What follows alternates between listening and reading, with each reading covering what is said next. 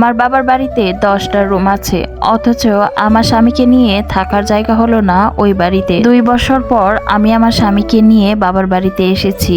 আমাদেরকে দেখেই আমার ভাবিরা মুখ বাঁকালো। বুঝতেই পারলাম আমাদেরকে দেখে তারা খুব একটা খুশি হতে পারেনি। আমি 3 ভাইয়ের 1 বোন ছিলাম, খুব আদরের ছিলাম, বলতে গেলে সবার চোখের মনিই ছিলাম। কিন্তু না, চোখের মনি ঠিক ততদিনই ছিলাম যতদিন আমার বাবা মা বেঁচে ছিল। আমার বিয়েটা হয় পারিবারিক ভাবে, স্বামী সরকারি চাকরি করে। আমার বাবা মা আমার বিয়ের আগেই মারা গেছেন। ভাইয়েরা খুব একটা বেশি আয়োজন করেনি, খুব তাড়াহুড়ো করেই আমাকে বিয়েটা দিয়ে দিয়েছিল, কারণ ভাবি বলেছিল বোনের বিয়েতে খুব বেশি খরচ করা যাবে না। আলহামদুলিল্লাহ, আমার স্বামী এবং শ্বশুরবাড়ির লোকজন অনেক ভালো। এরপর মাত্র একবার এসেছিলাম বাবার বাড়িতে, তারপরে আর আসা হয়নি, তাও মাত্র 1 দিনের জন্য এসেছিলাম। স্বামীর যেখানে পুষ্টি সেখানেই থাকা হয় স্বামীর সাথে। হঠাৎ করে বাবা মার কথা না খুব মনে পড়ছিল, মনে হচ্ছিল তাদের কবরটা দেখলে আলাদা একটা শান্তি পাবো। এই তো ভেবেছিলাম যে 2 দিন গিয়ে থেকে আসি, তাই তো স্বামীকে নিয়ে চলে এসেছিলাম বাবার বাড়িতে।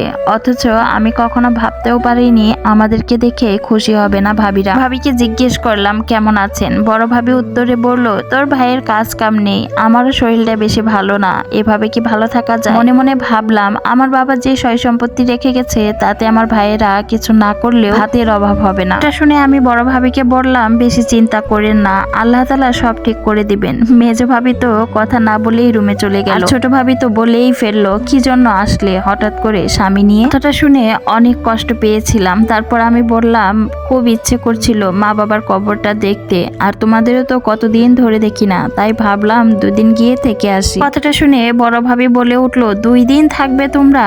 আসার আগে তো একটা বার আমাকে ফোন দিয়ে আসবে, তাহলে আমি আমার বোন আর বোনের জামাইকে আসতে না করতাম। এখন আমি বড় ভাবিকে বললাম, কোনো সমস্যা নেই, আমরাই তো মিলেমিশে থাকা যাবে, মাত্র তো 2টা দিন। তখন ভাবি বলে উঠলো, সমস্যা তো আছে, বাড়িতে তো থাকার ওই রকম জায়গা নেই, কোথায় থাকবে তোমরা? ভাবির এই কথাটা শোনার পর মনের অজান্তেই চোখ দিয়ে গড়িয়ে পানি পড়ছিল।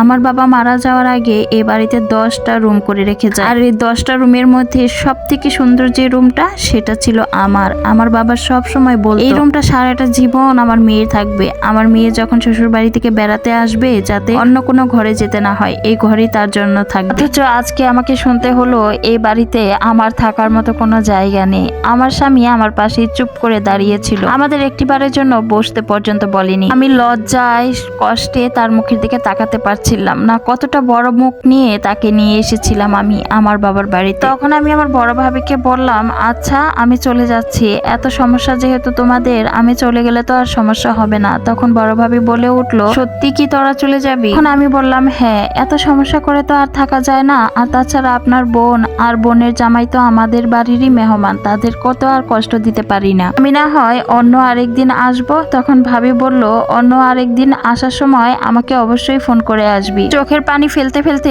বাড়ি থেকে বের হয়ে আসি, আর ছোটবেলার কথা ভাবতে থাকি। ছোটবেলায় সব সময় আমার আম্মুকে আমি বলতাম, এটা আমার বাড়ি, আর ভাইদের কাঁধে কাঁধে ঘুরে বেড়াতাম আর বলতাম, এ বাড়ির মালকিন। আসলে এই কথাগুলো না শুধু ছোটবেলায় মানায়। এরা বিয়ে করার পর, ভাবিরা বাড়িতে আসার পর, মেয়েরা হয়ে যায় পর। আসার সময় বাবা মায়ের কবরে চিৎকার করে কান্না করছিলাম আর বলছিলাম, ও বাবা, ও মা, দেখো না তোমাদের মেয়ের থাকার এতটুকু জায়গা হলো না ওই বাড়িতে।